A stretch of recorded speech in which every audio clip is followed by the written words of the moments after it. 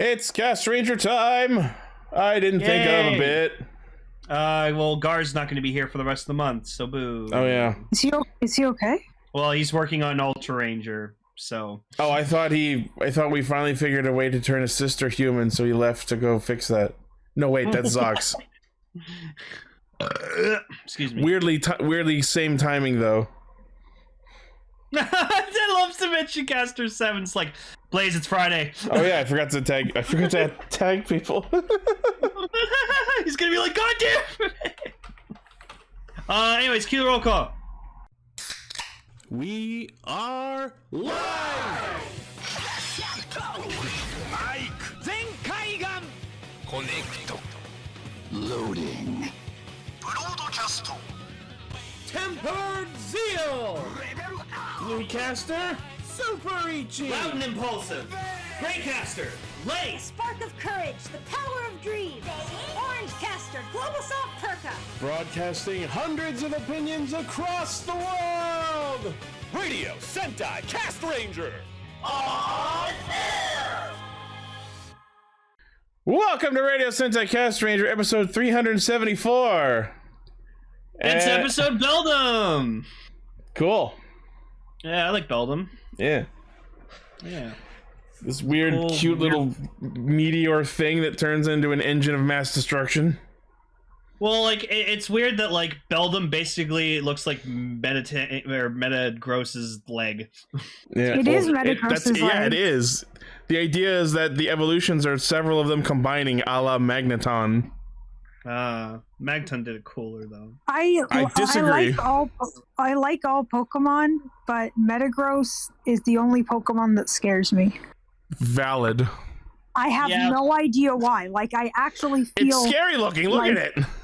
Yeah, but like, out of all the Pokemon that exist, the only one that scares me is Metagross, and I have this sort of unsettled reaction to it. Like, at Fan Expo, or was it on my North, I forget, where they had that, like, life-size statue of it, I was like, oh man, I got, like, this visceral feeling when I was near it that was, like, telling me, run!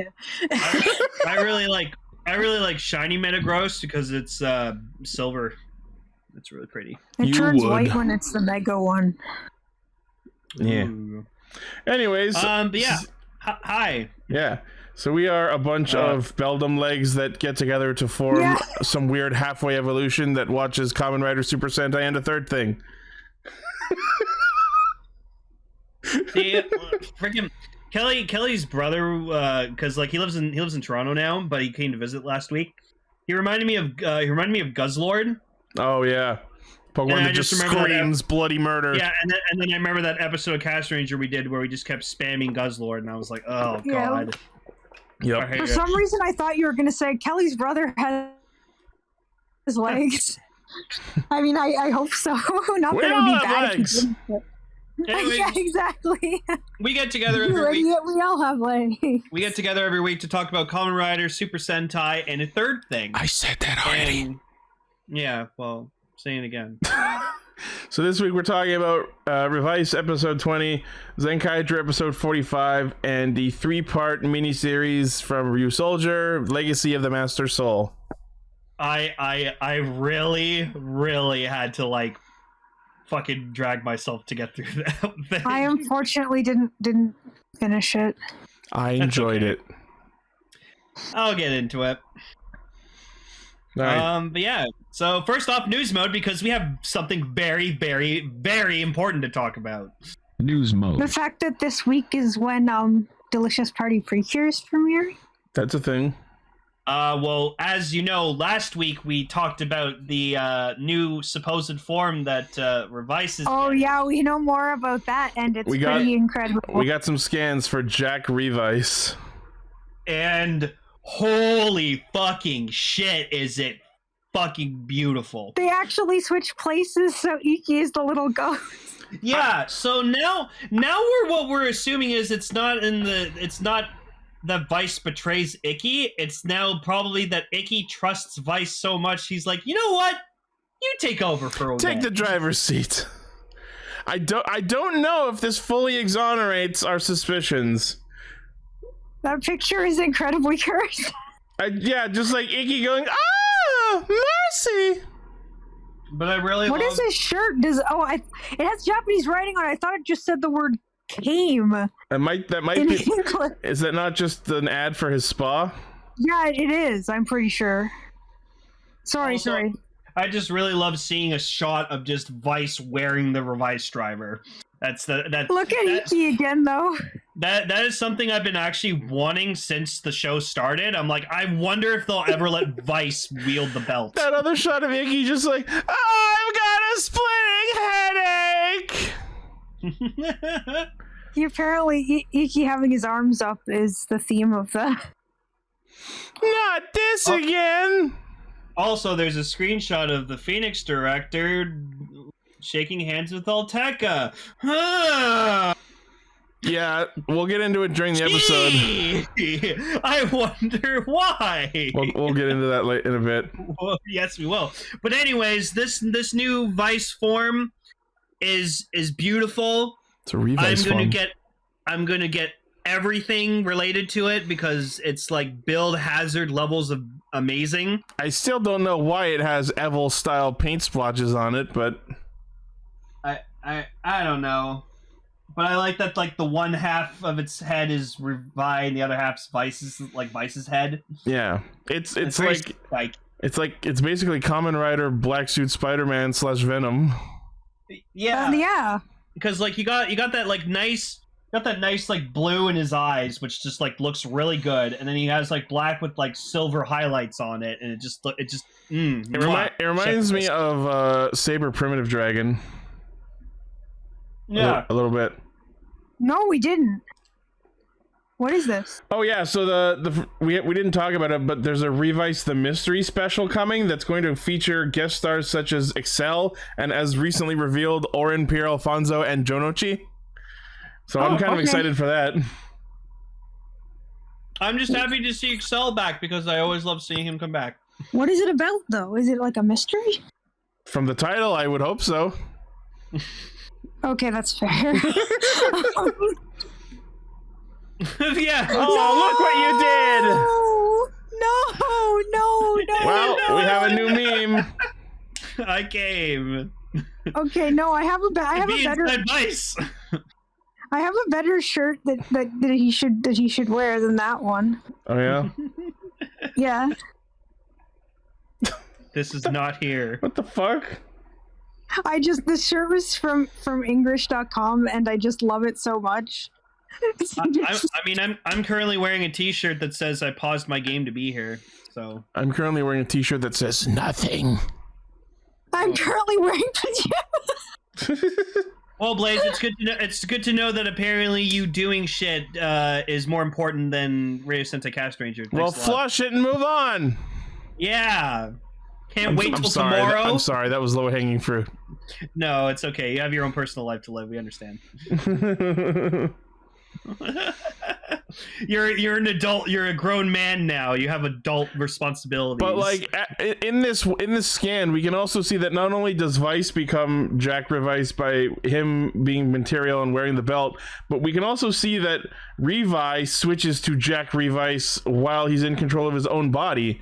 I maybe it's not that Vice betrayed him. Yeah, I think it's just Icky trusts him so much. They just swap fucking places. Like maybe what's gonna happen now is because like usually they always have to be together. So maybe this time like Icky has to go do investigating. So he gives Vice the driver, and he's like, "Okay, you go fight the dead man's. I'll go investigate this." And he's like, "Righto." But then what the fuck is with Icky being a ghost coming out of Vice? Yeah, Zoran just mentioned that they're doing a bunch of sports in the top scan. Well, I like to think that this roller stamp was made by George. So did he just do it to mess with them again? He probably did it to fuck with them because that's totally within George's character. This episode basically revealed that he's trying to make the greatest Kamen Rider. Like he just straight up said that. So you guys, we will talk about that part. Yeah, we were all right with the guess. But anyways, I'll talk about that.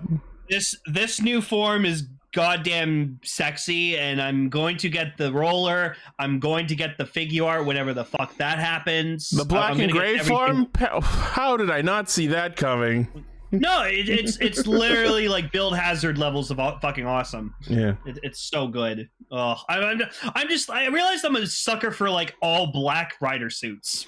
And I also want to point out once again that technically this is the first Kamen Rider Revice form that exists. Yeah, before it was just Refi and Vice. Jerry, this isn't my favorite suit in Revice so far. This is the best suit in Revice, period. Nothing beats it. Nothing will beat it. We'll see. Baird Rex.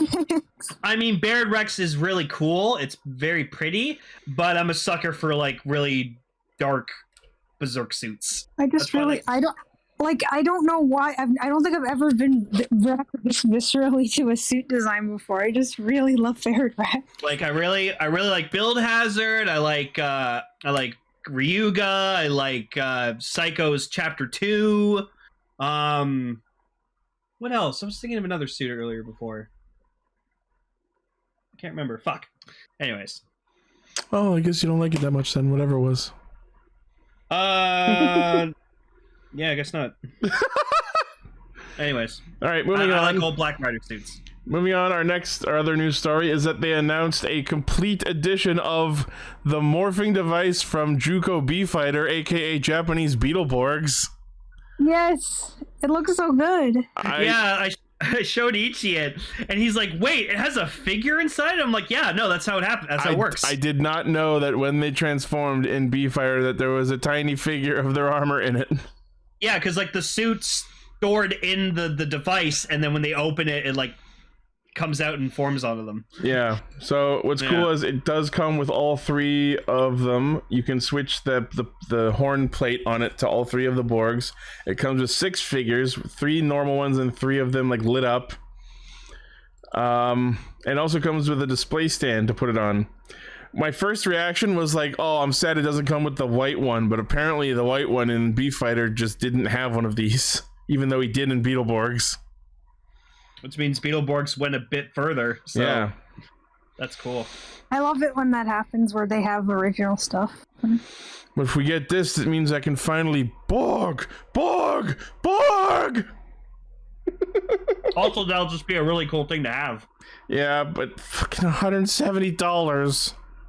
Yeah, but like, it's good quality and it's like 1-to-1 scale. Yeah, I think it's worth it. The Digivices too, the Tamers ones. Oh yeah, the animation D-Arcs, those look so good, and it's got a super nice screen. They look amazing. I like the D3s. They're my favorites. All of them come with different cards, so... Oh! Yep. What if they actual collectors will... What was it called again? The little mini laptop they had. I don't think they... the D terminal? Oh, wait, that's Beyblade. Yeah, the D terminal. Imagine a fucking replica of the D terminal. No. Did they make one? I don't know, but that would be cool. No, they did make the D terminal. She means an anniversary one.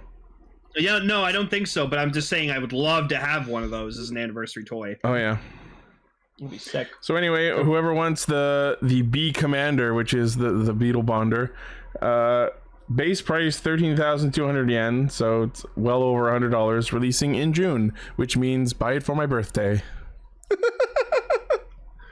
You know what, Ichi? I'll help you pay for half of it for your birthday. There you go. Then it'll be... What's 170 times 2? Divided by 2. I suck at math. 220, 30 something, or... I don't know. It's late, I'm tired, I can't brain...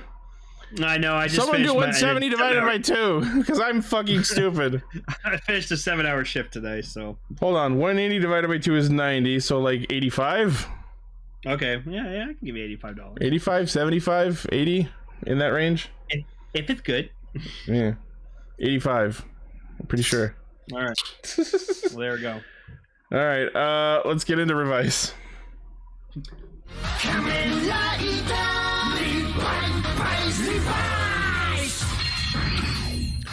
Another banger of an episode indicated by the lack of an opening.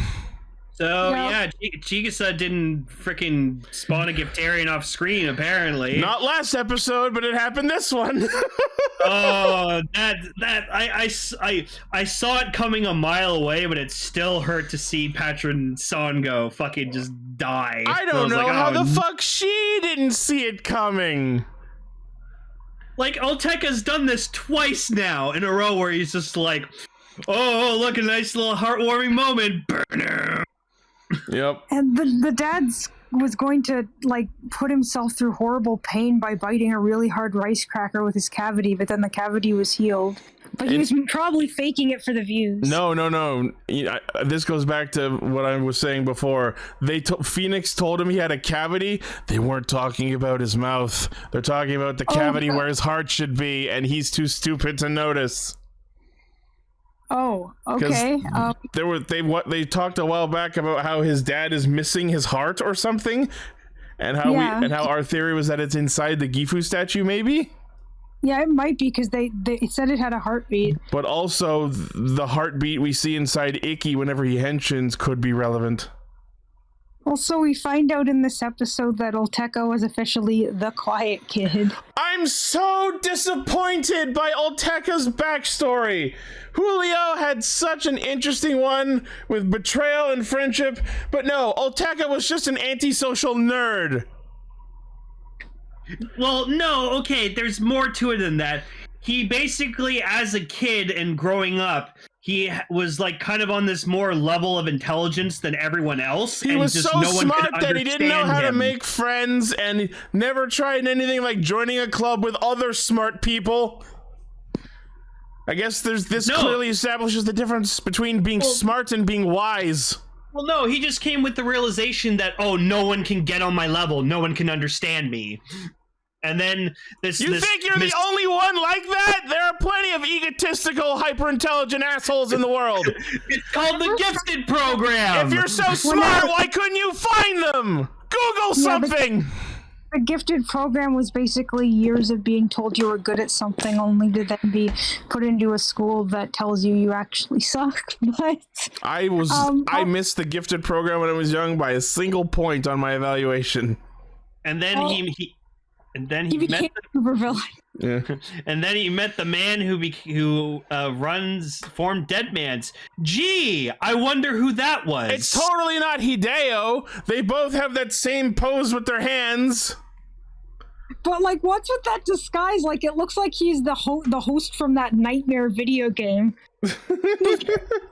Like the one who always says to go, you're falling into the black hole. Him joining Deadman, Olteka joining Deadman's wasn't as funny as freaking Tamaki doing it. Just freaking Aguilera squishing your face. Join Deadman's. Okay. And yes, please. they do actually play the theme song in the episode. They have the mid-battle theme song, and then there's like this big scene where it shows all of the past, like a whole bunch of past power-ups that just Vice ready for our midwinter showcase. Here's every form ever.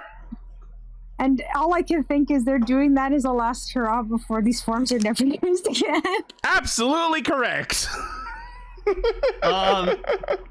But yeah, so the freaking regarding Revice real quick, just regarding Chigusa, the fact that she was like trying to get in on Olteka's plan makes me kind of wonder if maybe she was not in fact double spying but triple spying. You know what I mean? Yeah, no, I got that vibe from her too. I was like, oh, maybe she's actually working for Phoenix. Triple agent. It's such a shame that we never got any confirmation on that. But if Phoenix and Deadman's are like two branches of the same thing, then what counts as double agenting? Yeah, I don't know, but like, so like when Hiromi and Chigusa have their conversation about like, oh, I'm trying to be a hero. Oh, I guess you really don't know what Phoenix is after. Why didn't you just tell him?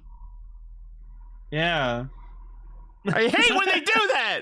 I hate when it's like, oh, the secret plans. You have no idea what you're in for. Then fucking tell me. Also, it really bugged me that like this whole time. It happened last episode too. But I really hate that Hiromi's just been keeping the Demon's driver in his fucking locker. Yeah, what's with that?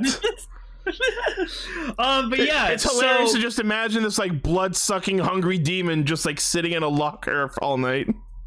Oh yeah, also Vice he'll be back in the morning and then I'll eat him. Also, yeah, Vice could smell the demon's driver. When was that a thing? Why is that just a thing now? Why didn't you sense it before? No, but I like to think that like demons can sense other demons. So. But then wouldn't you have sensed it way before now?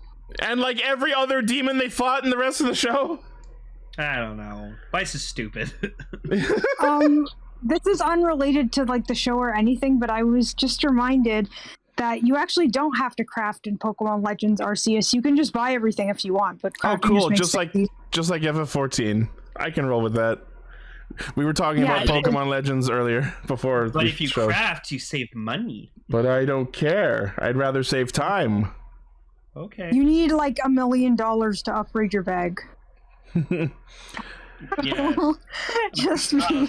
So anyways, sorry, just another inconsistency I noticed in this episode is like between Tamaki and Aguilera.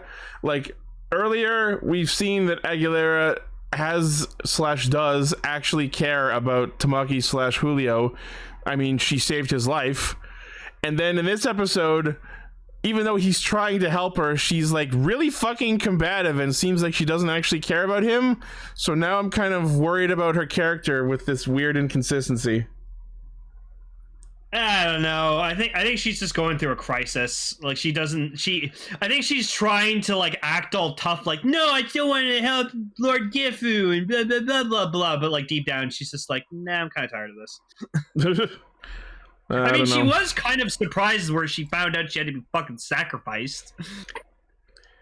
No, she just wanted to be useful to. Oh, sorry. Well, yeah, that was a surprise, but moments later she was like, "Hey, if it helps Gifu-sama, strap me in." Yeah.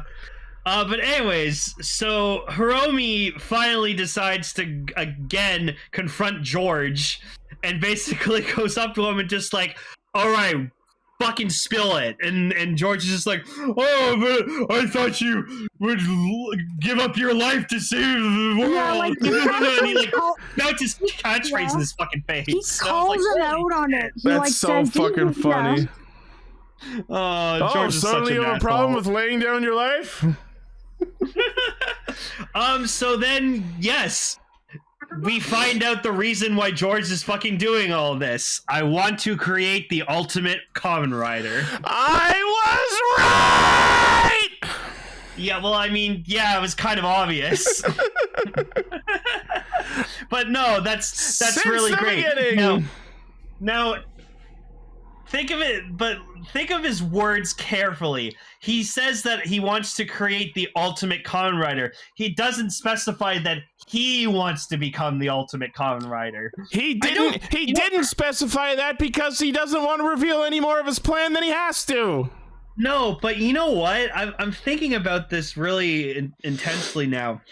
I think kind of George wouldn't want to be the thing that he like loves so much, you know? But then why have we seen him training?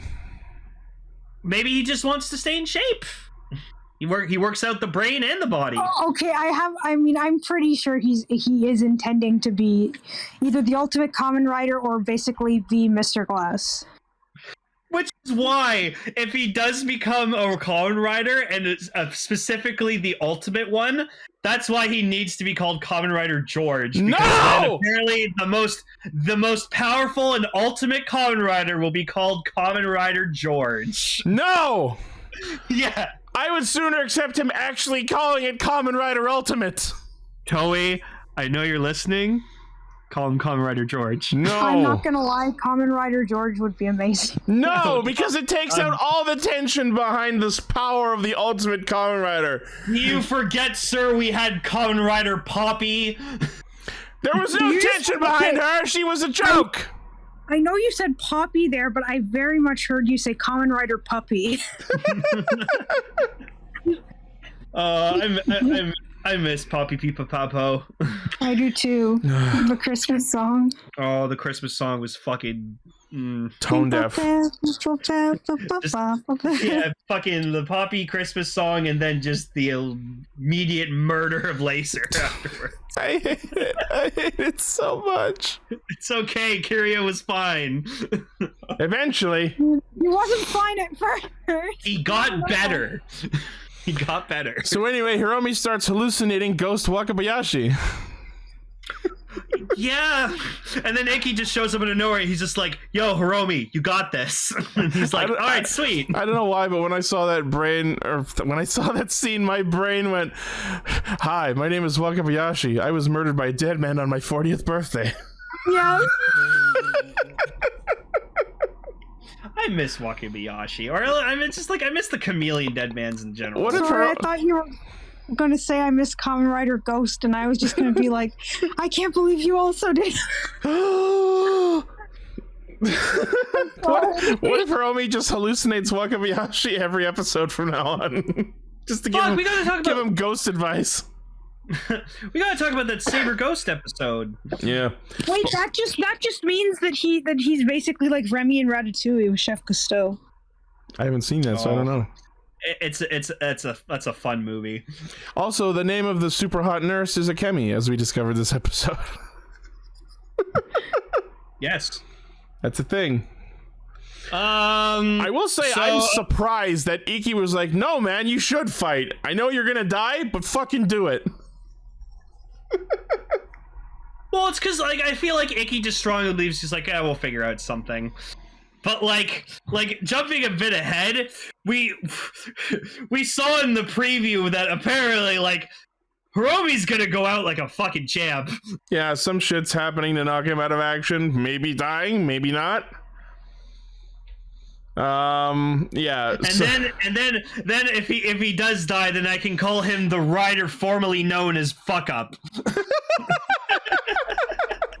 Former Fuck Up. The former Fuck Up. So Hiromi tries to do one last henshin because he just like the driver's fucking edging him on, and he's just like, "Oh, I'll show you. I'll prove you wrong by doing exactly what you wanted me to do."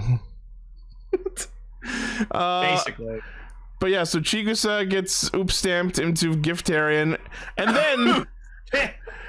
then Did you just say oops stamped, like oops, he's dead.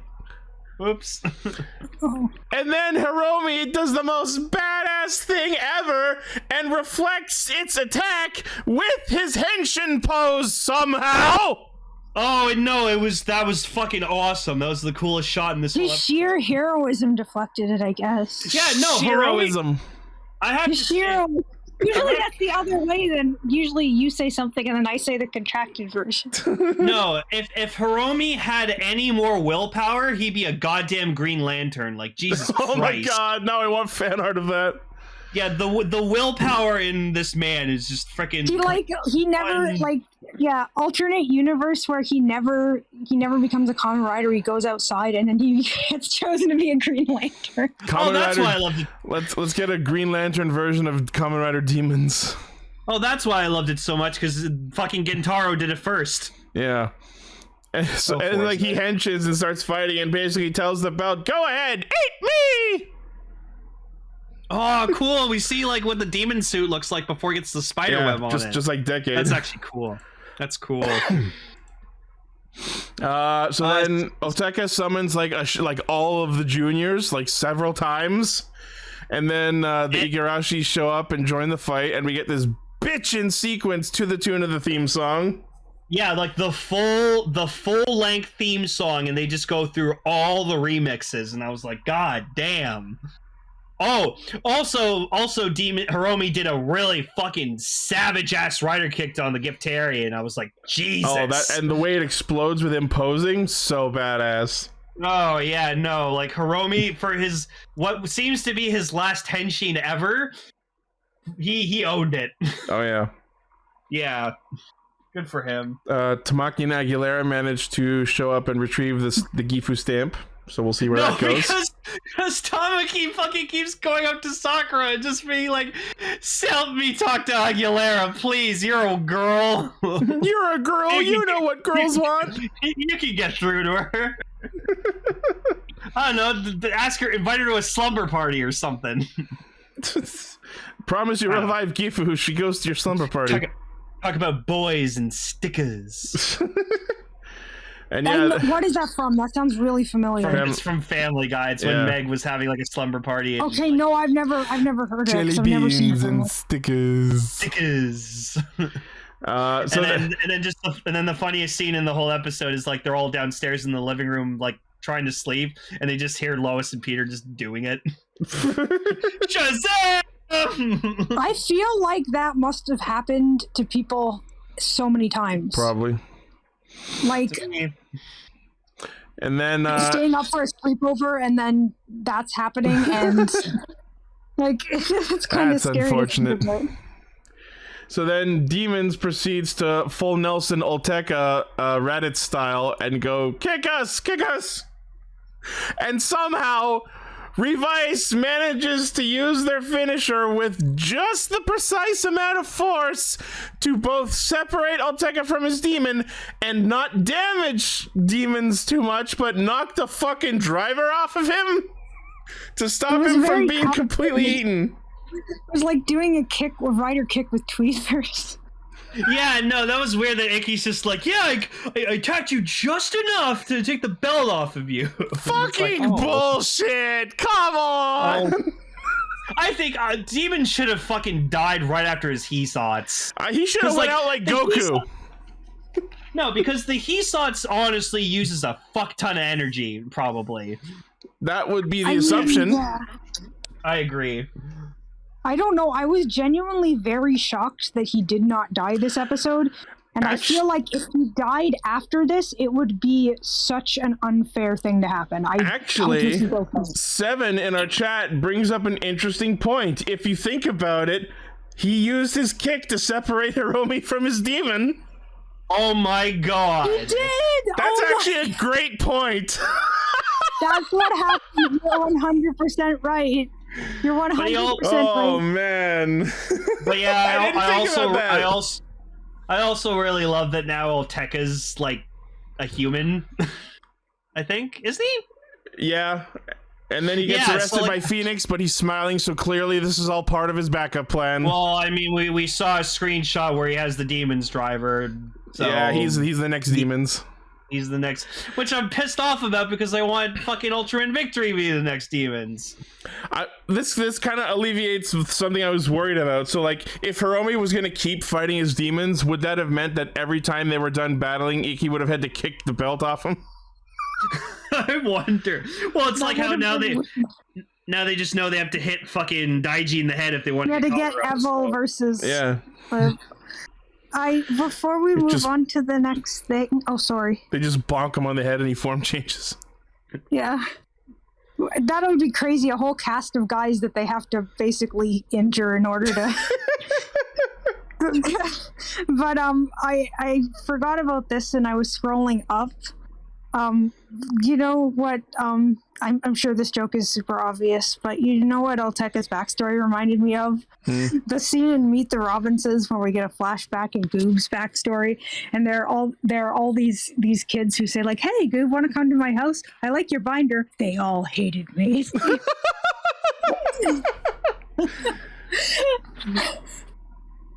That would be funny.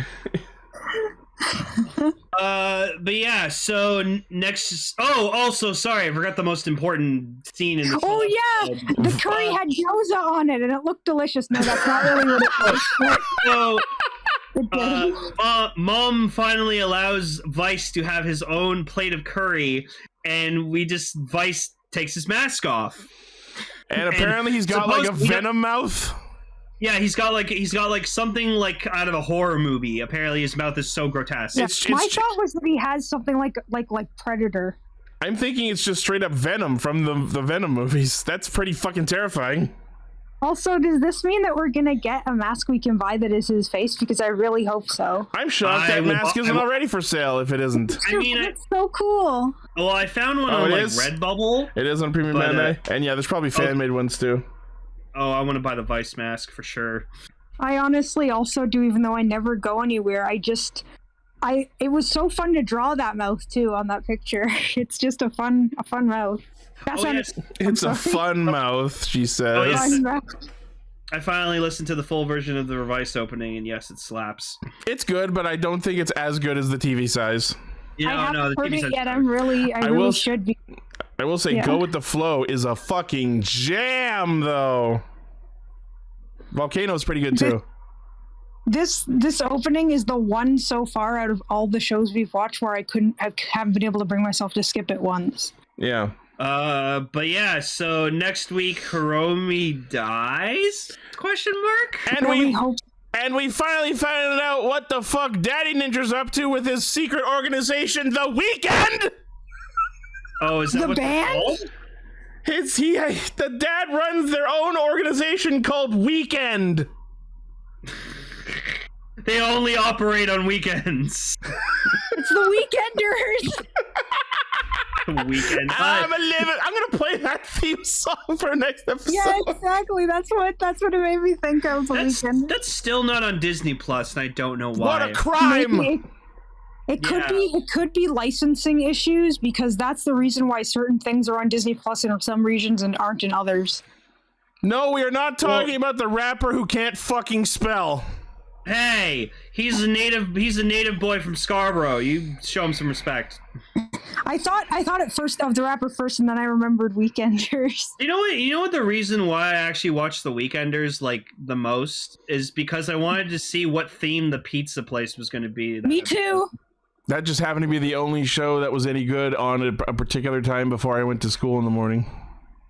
Also, I liked Laura's family because she's nothing like them. Is what I say. Oh no, funny, I'm my thinking of Tish's thing. family. Yeah, I'm thinking of Tish's family. Yeah, That my thing that I watched before going to school was Power Rangers, nice. Wild Force. That's you wild. go. Anyways, change to Zenkai.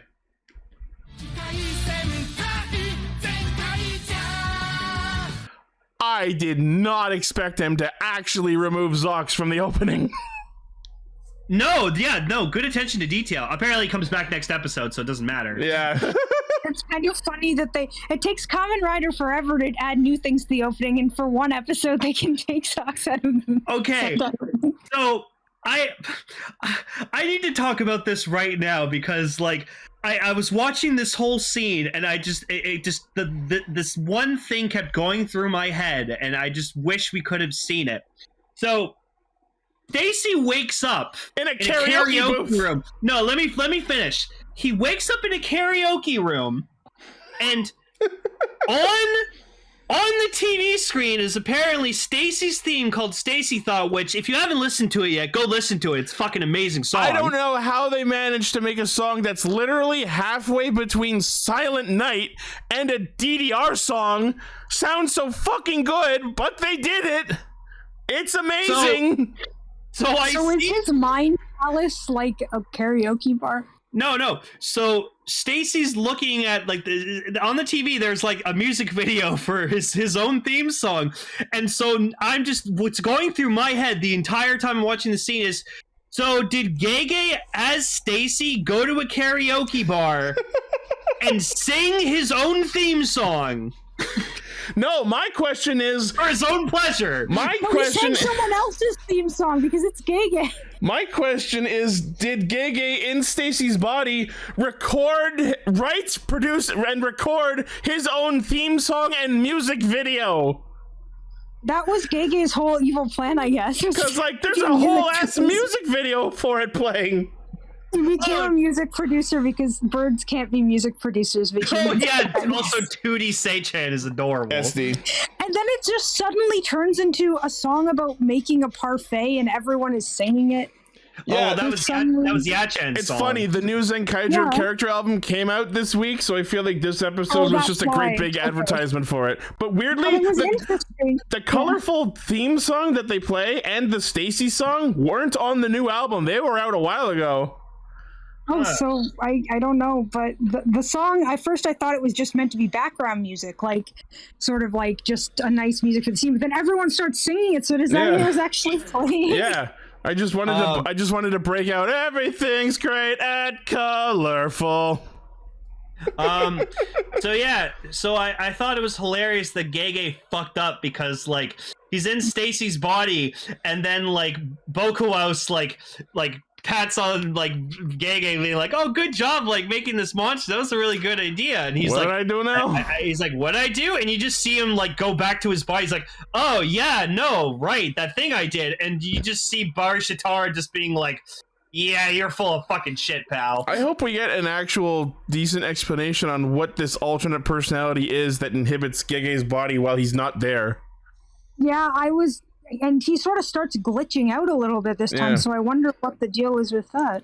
Also, Gege's apparently a god or something. Oh my god, I can't wait to find out more about this. What the fuck is that? I love how we called this from like the very beginning. Like, wasn't it like episode 2 that we were all like, the bird is really suspicious? And yeah. Gege's just the real like the villain. the seahorse butler was the final villain. I didn't feel like Gege was gonna be the villain. A fucking god? Did not like this. This is like a Persona 4 level twist. Like what? Which twist in Persona 4? Exactly. Well, exactly. Okay, that's fair. Primarily the Izanami twist. Okay. Yeah. No, I've seen all the twists for P4. They're fantastic. Also, it was freaky and then hilarious in the opening, like right after they did when they did the episode name, you hear the fucking shriek and then the tiny little ding. It was horrifying and then hilarious. I know there's like bash on Zenkaiger a lot, but I think it was just a lot of fun and like happy emotions, sad emotions. I liked it. I wouldn't say it's as good as Kira Major was, even in terms of just the comedy, but I don't regret watching the show, I will say. Also, it was super adorable for like Stacy to just go back to like the candy shop, and he's just like, oh fuck, I subconsciously came here, damn it. Yep. And then just sees this like adorable like Kikainoid kid with his dad, and like they bought candy and they're like gonna eat it when they go home, which then Gege goes back into Stacy's body, grabs them, and he's just like, you know what you guys need? To go back the fuck home. Yeah, and just what sends them into Kikaitopia. Is that what's happening? Because isn't it the case that Kikaitopia merged with Earth? So like, is there actually an actual Kikaitopia? And if not, where the fuck is Gege sending all these Kikainoids? That is a very, very good and scary point. I'm scared. It was the bird all along. Who's been messing up everything? It was Gege all along. We are really out of sync with this song. Also, just seeing giant CGI Gege just typing on a computer. How the fuck are you typing? The same way Strong Bad types. So yes, the monster. Also, the monster of the week was the monster based around good luck and bad luck. Yeah, Omikuji World. You go to like a shrine on New Year's, and there's like a little vending machine, and it gives you a slip that tells you your luck for the year. And this is a guy who like uses that to his advantage. And I have to say that even though it's a sort of silly monster concept, what he does is really scary because he literally makes glass shards break into Vroon's eyes. That was actually terrifying. Who it is who says it, but the exact wording according to the subs were, we have to beat him before someone dies. And like, yeah, this level of bad luck, if it involves glass shards in people's eyeballs, is gonna lead to people dying. Yeah, if Vroon was human and not a robot, he'd be fucking dead. You get glass in your eye, that's bad. It would just be that scene from Brightburn, and I'm not going to say anything else because, oh geez, if you've seen that, it involves glass and eyeballs. Oh yeah, that bit, the funniest part of the whole fucking episode. Kaito summons the Zenkaiger gear, and it gets fucking hit by a truck. Oh yeah. Oh I no, thought it was my so clever to summon Lucky, but then no, that was too easy. But then the No. way they beat it, being Majin being like getting the bad luck fortune, then saying, "But wait, the fortunes I do are always wrong," and then just turning it around, even though it doesn't make any sense. She basically I pulled a think- "you activated my trap" card. And I that's think- no Uno reverse card. That's it. I think it's terrifying though that like not only can like this monster like make you experience bad luck, but the luck can stack. Oh yeah. And so It's like at Von some Stacks in point- FF14. So then they summon a bunch of rangers in the cannon, and so since Gar's not here, I'll explain this because it's like really funny. Yeah. Wait. I want to make a prediction because I'm pretty sure I know what's happening. All three of Okay, those are awesome. Rangers who died, isn't it? That's what I was Okay. thinking too. Is that those were rangers who So- died? So Key Ranger, Key- the first yellow Go Ranger, Uh-huh. he or no, it was the second one. It was the second one that looked like Gar. Yeah, he gets impaled. Oh. So he Oh got impaled. no! Battle Cossack, he retires, so that's why you just see his suit on the ground. But then he does die later. Oh. He gets shot. And then in Bioman, Yellow 4, I think her name is, she gets blown up. Jesus.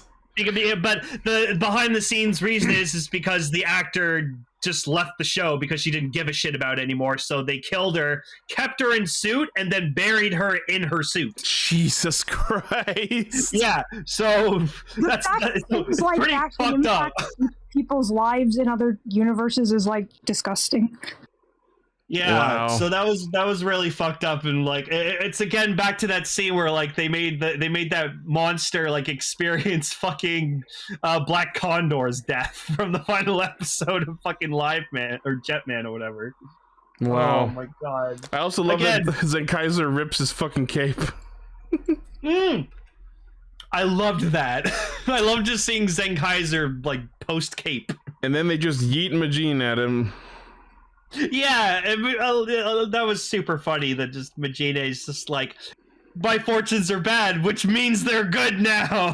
Fire me, boy! How legitimate Uno reverse card. Yeah. Oh, so yeah. Then what happens is like the monster grows big, and then Gege Stacy just fucking puts his hand up and just fucking destroys the world off of him. Okay, so like when he did that and you see like the dust from him crushing the world power, I assumed that was him just fucking destroying the world. Yeah. Like fucking Omikujitopia is dead. Unless I That get was what I confirmation thought, otherwise. But he like turns him to like not sand, but like almost like Some sort of crystal powder. yeah, like really tiny beads. I Because don't like know, it was that didn't look like the world getting freed. That looked like him crushing it within his power. It was pixie stick powder. Is that it did look like that, but so I guess this is something Stacy can do. No, this is something Gege can do. Oh yeah, this is something Gege can do, but Yeah. only when he's in Stacy's body. I don't know if that's the case. I don't. You know what? I think he's like a god. He just used his power from within Stacy's body. Yeah. No, he's a god trapped in a giant mechanical bird. I don't know. I love that. I love it when really powerful, like godlike or just straight up actual god entities end up in mascot form. And then Zenkaiger just clotheslines the fucking monster. I will say, Yeah. we got to see Super Zenkaio Zuran again, which is cool. And then later, Gaon's like, you should combine with me, you should combine with me. And I'm actually kind of disappointed we didn't get to see Super Zenkaio Gaon. Yeah. It can happen. The But- toy can do that. Yeah. Oh yeah, true. Yeah, so like this episode was fun, but just like that fucking karaoke scene was just I'm talking way too much today. no, it's Talk fine. more. You have a lot to say in the episode. That's great. No, I'm just being a boob. No, I'm being a boob. So after revealing that Gege / Stacy is some sort of god, he also says that he created all these worlds. Yeah. The writer of Super Sentai was. It's Sate Haburo back for revenge. Oh, That's an Akiba you Ranger know what? joke. Now that we're talking about Zenkaiger, I thought about this. So you know how apparently like Dawn Brothers is like a sequel to Zenkaiger? Yeah. So I thought of a great idea of who the mentor characters could be. Kaido's parents. Maybe. Have them have more relevance in the in the next series. Have them make the Dawn Brothers powers, because I'm assuming they do, because they built the Zenkaiger technology. So just have Kaido's parents as the mentor figure characters. Especially if That'd be Kaito's awesome. actually going to stick around as some sort of Black Ranger, maybe, if that goes to the rumor. Yeah. Could someone post a picture of the fucking of the Dawn Brothers as like Kiji brother and Inu brother as fucking like regular size Oh Rangers? yeah, someone edited it to make them all like human height. It's in our group it chat. surprisingly still worked. Uh, Oh, also, yeah, no, I forgot. I need to bring this up. So I thought of who should be Kiji brother, and I thought this was so Oh no, I deleted it. Okay, hang on. Keep talking. I'm gonna get the pictures. I'm back. looking for that image of the edit. There it is. I found it. So hear me out on this, people. Yeah, that surprisingly still kind of works. I think it should still have the horrifying bird feet, though. But yeah, so hear me out on this, people. Where? I thought hang on. What up, There we go. people? So what if, hear me out, Kiji brother was played and voiced by Uncle Mario from Zoologers? Like, get his actor to play Kiji brother. That would be so fucking perfect. That's I one. feel like he'd That's one totally hell be of a good step for it. up from Zuo Human. You know That would what? be so I would. good. I think I love that idea. Because we all know Uncle Mario was such a fucking good character. I loved him. Oh man. Oh my god. Yo, Toei, I know you're listening. Kiji, fucking Uncle Mario for Kiji brother. Do it. Just an old man as our first proper pink male pink. Exactly. That would be so fucking funny. Oh, I cannot wait for the press conference. I cannot wait to fucking know who this cast is gonna be. Fucking Sonic for fucking Inu brother. Like, do it. We're gonna be making Sonic memes all year. I hope he's like fast, so we can just go, "You're too slow." You're too At slow. first, I just remember thinking like he doesn't look that much like a Sonic character, and then we saw like the renders of them where he's just standing. His proportions are like 1:1 to a Sonic character. It's exactly. It's fantastic. I cannot wait to hear the voice out of this fucking character. What a great view! Oh, what a great view! Oh shit! Yeah, there's the one episode of Sonic X where he says the S word in the Japanese version because it's not really considered a swear there. Yep. Oh, I can't wait for Dawn Brothers, man. It's gonna be so good. So next week, Zox comes back. That was short-lived, and also no, I'm actually kind of disappointed about that. and also a Carrot World who then uses his power on Zenkaiser, and then he turns him into Zenkai Red because of his carrot. Yeah, I found that out. I thought it was like Zenkai Red was back, and I was like, Yeah. oh boy. And then I saw, and like I heard that, I was like, oh. I was like, damn it. Remember how we found out that Zenkai Red was just nothing? He was just an illusion? Yep. Oh, man. I had enough carrots dealing with the fucking Loporits in Endwalker. Fucking space So there are like rabbits. killer rabbits in it. I saw one thing that is in Final Fantasy 14 is there are moth monsters. Yes. I'm pleased to know there are moth monsters. I'm sorry, I like moth monsters. Cool. All right. Feature topic time. Woo. I assume, Emily, you're bowing out? I shall. I will go, but thank you very, very, very much for having me. No problem, Emily. You're Have a welcome great to night. stay for this discussion if you want. No, I think I just I'm good. But thank you very, very, very much. Alrighty. No problem. Yeah, bye. Take care, everyone. Bye-bye.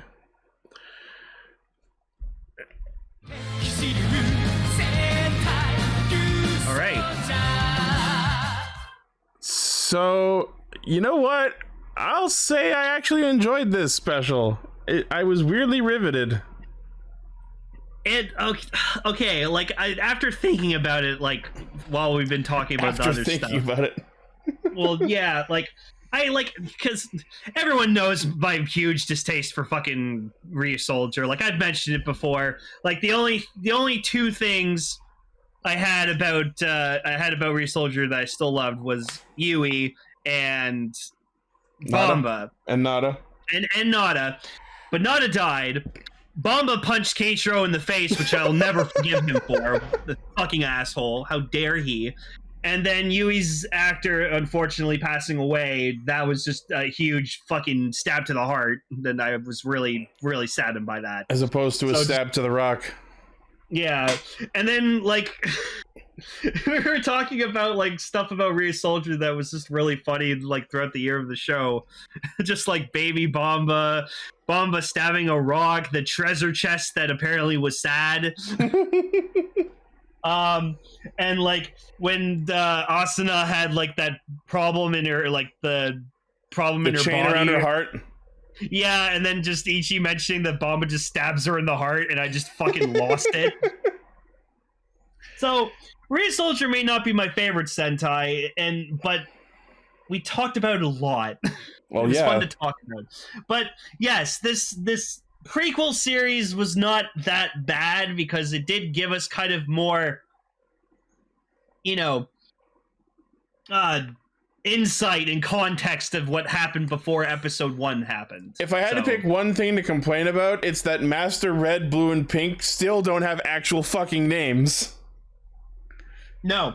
Also, even though we learn about Red's previous master. Yeah, I learned a valuable lesson too. And I noticed it in a lot of these shows that where like a teacher has like multiple students. Don't have multiple students, because you'll always praise one over the other, and then the other one will get insanely jealous and then become evil. Well, they have to make sure they pick the right candidate for, the team that's going to save the world. Why do you think the Sith have the rule of 2? It's just a master and an apprentice, not more, no less. The Sith are not relied upon to save the world. I mean, that's what Palpatine thought. He was wrong. I started a giant fucking war and brainwashed this fucking gifted kid into becoming the most powerful fucking Sith ever. He did it. And then he got thrown down a hole.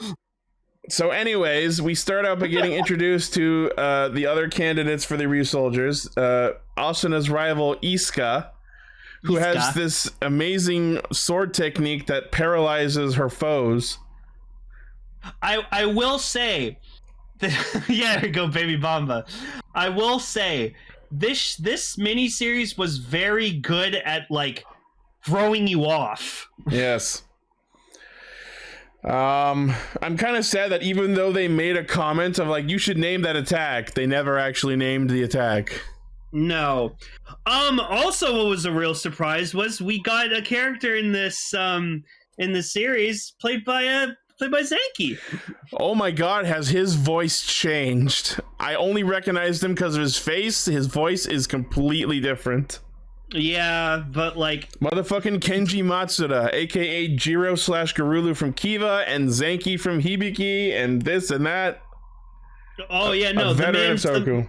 The man's a legend. And Jerry was telling us before the show that apparently he was in Garo as well. So cool. As Baron. Oh, all right. Which yeah, we already saw a picture of like his suit, and I looked at that and I was just like, so it's just Garulu as a fucking Makai Knight. It's what if Garulu was armor. Yeah. That's kind of badass. God. Which means that armor might have been in FF14 when they did the Garo crossover. Fuck! Oh no. You could have had fucking Kenji Matsuda armor. Ah! Maybe they'll bring it back. They might. There's been talk. But yeah, so it was great seeing him again because like Zenki was my favorite character in Hibiki period because he carried that show. Yeah, he seemed like a little too, like everyone else was dressed like kind of normal, but then this guy comes in with his swirly hair and his fucking way too outlandish outfit and his clearly not human sword and clearly not human sword. It looked like he came from the wrong production. He just came from another set. Also, you have to remember too that Master Blue's played by Ibuki. So I forgot about that. So this was Zenki and Ibuki reuniting. Yeah, you literally get a shot where it's just the two of them fucking butting heads with each other, and I was just like, oh sweet, the awesome Zenki Ibuki reunion. Nice. I love it. You love to see it. Yeah, no, that's great. And speaking of Master Blue, he apparently had another student in addition to Melt, and oh my god, she is now my favorite character in all of Ryusoulger. Okay, Mayu? So the biggest, okay, I will give this miniseries one more thing. They gave us the answer to the age-old question we've been dying to know this entire time. Why is Melt's hair blue? Apparently it's due to a genetic mutation. A freak, random, sudden genetic mutation. That answer kind of sucks. I was like, oh. Huh. Also, as soon as Melt showed up on screen, you should have just seen my face just go, oh, it's Melt. Oh, good, he's here. My least favorite blue of all time. And the first thing we see him doing is just imitating everything Master Blue does. Jesus Christ. Oh, yeah, no. And we find out that, like, this other student was, like, simping fucking real hard for him. Okay, I cannot say enough about how much I love Mayu from this special. She's adorable. Yeah. She has amazing fashion sense. She was going to be the Blue Ranger. I weep for the Ryusoulger we could have had if she was the Blue Ranger. I would like to see that alternate universe. I love her. She is adorable. She's smart. She is she's like on, like she can think on her feet too because she like faked out Nire with the fake Kanaisol. Yeah. And yeah, also, she apparently was crushing on Master Blue, but then gave up just because she assumed he and Master Pink were dating. I don't think so. I think they're just really close friends. Yeah, that's on her for not pursuing that. Yeah. And then so we also meet this other random character named Hana who claims that Ryusoul Red saved her even though it didn't happen and then it actually happened later. Yep. And we find out that there was an even previous Master Red, Hiragi. We don't even like I was like what was bothering me the whole time was like we keep hearing about this guy. I'm like, okay, are we gonna see what this fucking Hiragi they never guy show his like? Face. No, they just show his dead body in the river and we don't know face. why. Like, oh. And yeah, Master Redder, that's what we'll call Hiragi. no, it's Jesus. I will say it was nice seeing Ko again because I like as much as I didn't like as much as I didn't like Ryusoulger, I really enjoyed how like kind-hearted and like pure Ko is. Like you can tell like Master Red when he's like training with them, like Ko is just like very like pure and like genuine with like all of his beliefs, and Master Red's just like, yeah, I picked the right person to be the next Ryusoul Red. He's an idiot. He's perfect. He's perfect. Oh, also, where was the wise one? They mentioned the elder at one point, but they never showed him. What a waste of a character. But I will say the people from the main Ryusoulger cast that I was happy to see were Toa and Bamba. I mean, yeah, they were just there to... Especially that one scene where like Hana finds them and then they tell her where to go. It's on like their base is at Mount Fuji, and then as they go back to training, Bamba does this like sick ass sword toss. Oh yeah, no, that it's that thing where like Bomba's actors like really passionate about doing like stunt work and fight choreography, and like he even stated he's like I'd like to be a writer someday. I think I'd be really good for it. That would be amazing. Yes, no, please, Bomba's a writer. Make it happen. Like I see that little sword toss he does, and I'm like, that wasn't a separate shot. How many times did they have to film that entire conversation for him to get that right? Oh, that. No, you can tell Bomba's actor was like practiced that for like ever beforehand, like off camera, and he knew how to do that. Yeah. Yeah, no, Bomba's a goat. You may have punched Ichiro in the face, but like you're still cool. Yeah. So we see that Isuka tries to challenge Asuna for the right to be the next Ryusoul Pink, and they imply that she used her amazing super paralyzing technique to beat her, but then we find out that no, it turns out that Asuna refused to fight and Isuka walked off feeling like shit. Yeah. So that was nice. Also, this May series was just who summoned the Minosaur? Was it me? Was it you? Couldn't be. Then who? And who? I gotta say, I was pretty surprised to find out actually whose it was. Yeah, so they ask Mayu, it's not her, but I love that one scene where Toa's like, nah, it's not you, and she's like, but I have plenty of minus emotions, I'm so tortured, ooh, woo. And he's like, nah, yours has a ways to go. I like when like Master Red's fighting the Minosaur, and Hana's like, yeah, kill him, kill your Soul Reds. Yeah, so that makes the audience believe that it's Hana who spawned it, but then we find out later it was actually Nire because he feels guilty about having to kill Hiragi. Oh yeah, no, that was a pretty intense scene when like he tells Hana that like, yeah, I killed your father, but it was mainly because Master Red and him couldn't stop the Minosaur. Yeah, they couldn't stop the Minosaur, and he knew Master Red needed to be the next Ryusoul Red. So he's like, I'll kill him. But then Master Red was like, no, I still feel fucking guilty because it's my fault. Yeah, he was willing to accept being stabbed.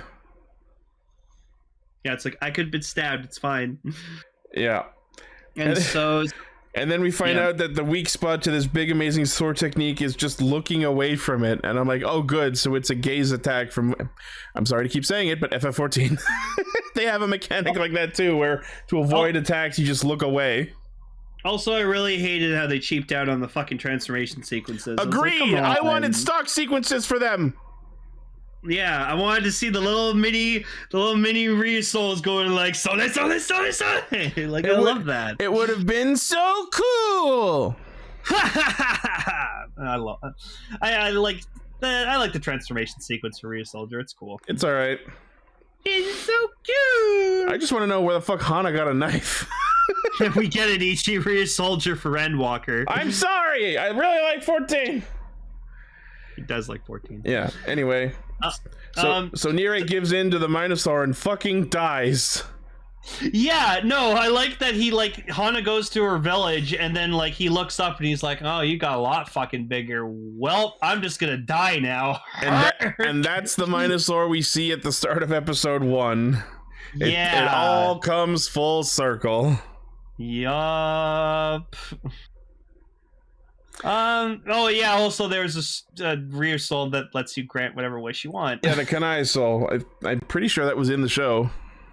What if he just, like, because he died there in that river, what if just Hana's like, oh shit, I forgot to ask him something. Oh. No, once he gave in to the Minosaur, his body faded away, so he's just gone. Oh. I thought when you see him, like, crouching in the river, I thought he was gonna drown himself to kill the Minosaur. Imagine he showed up around the show and he was like a Fua Juzo kind of character. Oh. How dope would that? Like you could have made him this character where, like, he was like the fusion of like a Ryusoulger and a Minosaur. Ryusoul minus. Yeah, and he had like this really cool, like, dark Ryusoulger form, and he would have been like this. They could have made him Ryusoul Moria, the one from the stage play or whatever the fuck that we didn't get. Yeah. Or I think like Jerry's idea is pretty good. Minus Soldier. Yo, that's a cool name. I know it's too late, but fucking Kenji Matsuda for more Ryusoulger, please. Yeah. Like, that would have been awesome. Because then you would have had fucking you would have had Caliber as Fujiuzo, and then you would have had Zanki as fucking. Oh, that would have been great. Yeah. And then you could have had them fight each other in a movie, and it would have been awesome. Yeah. So anyways, yeah. It was despite Ryusoulger's problems, I enjoyed this miniseries. Yes, it was not that. It wasn't bad. Give the masters actual fucking names, please. Give them names. Have Mayu be Ryusoul Blue instead of Melt. Yo, if they made her Ryusoul Blue, new favorite blue, unchallenged. That's how the much. masters didn't die. They left on the Ryusoul spaceship to go to Miami. Oh, that's right. Nada's not dead. He just went to Miami. I forgot about that. Oh, you know what we needed? We didn't need a mini series about the masters. We needed a Nada movie. There was we talked about it recently. There was that like Memories of Nada, whatever the fuck side special, and it was barely anything. Yeah. Also, yeah, they they mentioned it's like, wait, didn't you have like a student named Nada who was going to be like the next Ryusoul Red? And he's like, yeah, but he thought he wasn't good enough, so he left. Though they said something about him being too pure and that all he wanted was strength. And I'm like, those sound like conflicting statements. I don't understand, but okay, it's not important right now. Nada was a good boy, and he died stupidly. Yeah. It wasn't fair. Fair. He became a power-up. He got one of the coolest fucking suits in the show and then just died to become a power-up for Ko. We didn't even get a real henshin sequence. No, we just zoomed in on him and I was like, oh, okay. Yeah. Well, anyways, glad we don't have to watch anything Ryusoulger ever again. You say that. We'll see. Ryusoulger 10 years later. Exactly, Jerry. Not enough. Not enough! That should have been the name of an episode in Ryusoulger when we talked about it. You know what? That's the name of the episode now. Yeah, not enough. Not enough. See, in our almost 8 years of doing this podcast, I gotta say we've become way more creative with like how to make shows better. Like we wrote Saber better. Now we've written fucking Ryusoulger better because they just shouldn't have never had Melt. And they should have put Kenji Matsuda in it. Give me my adorable Ryusoul Blue! Take out fucking Wise One and his stupid fucking kebab truck and his stupid cafe, and just give us Kenji Matsuda. Ryusoulger 3 years later. Exactly. Yeah, no, you forgot about that, didn't you? The kebab truck! Yeah, no, Ryusoulger may be one of my least favorite Sentais ever, but god damn it, is it way too memorable for me. Holy shit. God damn it. Oh, also, I forgot, from what was his name? What was the general with like the top hat that you liked so much? Wiseru. Orb just mentioned him. Wiseru. He was also really fun. Wiseru's comeback tour. Remember his song? His song was dope. Oh yeah, I still have it on my phone. It's their version of an actual song from an actual play. Yep. The Greatest Showtime or whatever the fuck. Also, and I'm surprised they got away with it. Fuck, I forgot his name too. The mushroom guy. Crayon. Well, it's Cleon. And yeah, they talk like even though Minosaurs are happening even this far back in the timeline, we never see Cleon. Nope. What the fuck? All right. Anyways, that's enough. This is enough. This has been Castranger. Kikai, Radio Sentai Castranger. Episode 2 of the Saber Sword of Logos special is out. Ooh, that's the Blades one, right? Should be. Yeah, there you go. More Blades for you. Yeah. Also, so yeah, I'm just gonna talk about this real quick. I found on YouTube a 6-hour and 12-minute compilation of every single fucking character in the whole Kamen Rider franchise that's ever henshin into a Kamen Rider. But it has a weird axis on what gets included or not included. Also, he had to like sometimes put like blur filters on some of the sequences just so he didn't get copyright zapped, which I understand, but like he did it for Zio's first henshin, which really pissed me off. Weird. But he kept the other 7 Sogos. fine, not filtered at all. And I was just like, you could have done the teddy bear fucking Sogo. Like, from what you told me, it was like not even every form, but like anytime a writer henshined in a thing besides its own show. Like, Fi's in the series, Fi's in crossover movies, and I'm like, that's a weird axis to include or disclude a henshin from. But when they got to Blades, they did like Blades' like Rentaro's first henshin into Blades, and I realized how much I really liked that first henshin sequence for him, because like he opens up the book and you hear it like describing the story of Lion Senki, and you just see the look of confidence on Rentaro's face being like, yeah, I'm fucking awesome right now. Why do you think I have that episode raw 1080p on my hard drive ever since it aired? So I can watch that henshin over and over. Yeah, just that look of confidence in him. It's so cool. I have had the raw of Saber episode 2 on my computer since it aired. Well, yeah, Blades is your boy, so. Yeah. Anyways, so this has been Castranger, so thank you everyone for joining us. Thank you for listening, watching, liking, favoriting, subscribing, sharing, hitting the bell, being awesome, doing all the fun things. As always, the primary source of our hijinks is castranger.podbean.com. From there, you can find our Facebook, Twitter, Discord, Patreon, merch store, all kinds of cool shit. I mean, once the Podbean site goes back up, that is. Yeah, but go watch it on YouTube. Because honestly, you might as well just watch the video version anyway, because you get more out of it. Yeah, you get to see the art of our casters, you get to see the animations when we change topics, you get to see the live Discord chat. Yeah. Which you can be part of if you join the Discord. We record live Friday nights. Yeah. Anyways. Bye. Thank you all once again. We'll see you next week. Bye-bye. Stay toku.